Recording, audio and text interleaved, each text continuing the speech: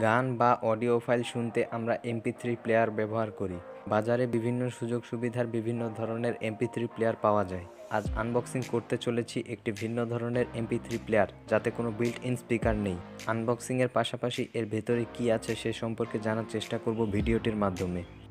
একটি স্বচ্ছ প্লাস্টিকের বাক্সে দেওয়া হয়েছে MP3 প্লেয়ারটি। বাক্সের ঢাকনাটি খুলে সবার আগে হাতে পেলাম MP3 প্লেয়ারটি। চালু বা বন্ধ করার জন্য একটি ছোট সুইচ রয়েছে। এছাড়া রয়েছে একটি 3.5mm female audio connector. MP3 প্লেয়ারটির বিভিন্ন মোড বোঝাতে একটি লাল LED রয়েছে।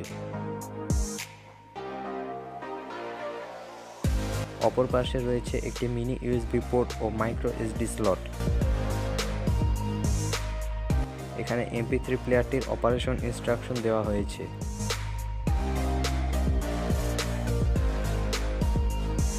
এর নিচে ডিভাইসটির অন্যান্য অ্যাক্সেসরিজ দেওয়া হয়েছে। MP3 প্লেয়ারটি রিচার্জ করতে একটি কেবল রয়েছে, যা পাওয়ার ব্যাংকে যুক্ত করে চার্জিং টেস্ট করব।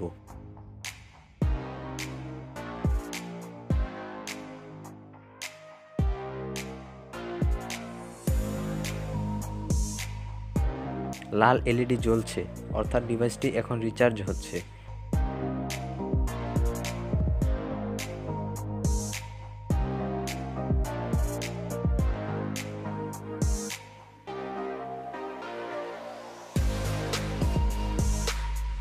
অডিও আউটপুটের জন্য এতে কোনো বিল্ট ইন স্পিকার নেই, শুধুমাত্র ইয়ারফোন বা হেডফোনের সাহায্যে গান শোনা যায়। এর সাথে দেওয়া হয়েছে একটি ইয়ারফোন। একটি মেমোরি কার্ড লাগিয়ে সাউন্ড কোয়ালিটি পরীক্ষা করে দেখব। ডিভাইসটি পরিচালনা করতে সহায়তা করে এই 5টি বাটন। উপরে ও নিচের বাটন দুটির সাহায্যে ভলিউম কমানো বা বাড়ানো যায়। ডান ও বাঁ দিকের বাটন দুটি পরবর্তী ও পূর্ববর্তী ফাইল প্লে করতে ব্যবহৃত হয়। মধ্যবর্তী বাটনটি প্রেস করতে হয় ভিডিও প্লে বা পজ করার জন্যে।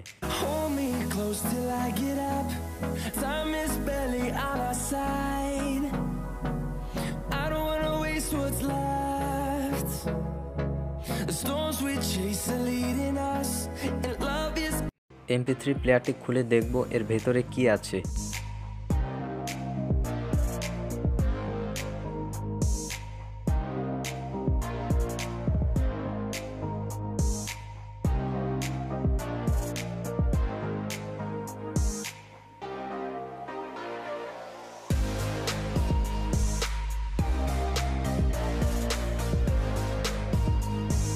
এটি হলো এর ফ্রন্ট সাইড, যা দুটি অংশে পৃথক করা যায়।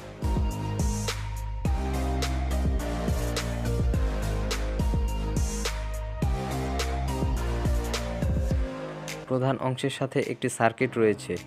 সার্কিটটি খুলে দেখব।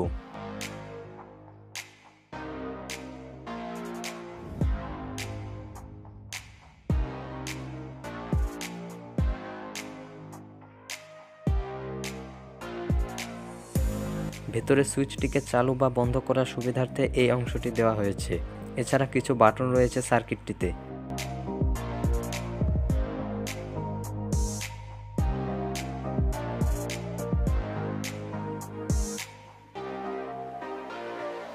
সার্কিটটিকে চালাতে একটি ছোট সাইজের ব্যাটারি রয়েছে। ব্যাটারির গায়ে এর ধারণ ক্ষমতা সম্পর্কে কোনো তথ্য লেখা নেই, তবে সাইজ দেখে মনে হয় 50 মিলিঅ্যাম্পিয়ারের বেশি হবে না। মিউজিক প্লে করতে সার্কিটটিতে একটি IC সহ আরও কিছু কম্পোনেন্ট রয়েছে। এই ছিল একটি মিনি MP3 প্লেয়ারের ভেতরের অংশ। ভিডিওটি ভালো লাগলে লাইক দিন, ভালো না লাগলে ডিসলাইক দিন, প্রয়োজন হলে শেয়ার করুন। কমেন্টের মাধ্যমে আপনার মূল্যবান মতামত জানান। চ্যানেলটি সাবস্ক্রাইব করে সাথে থাকবেন। ধন্যবাদ।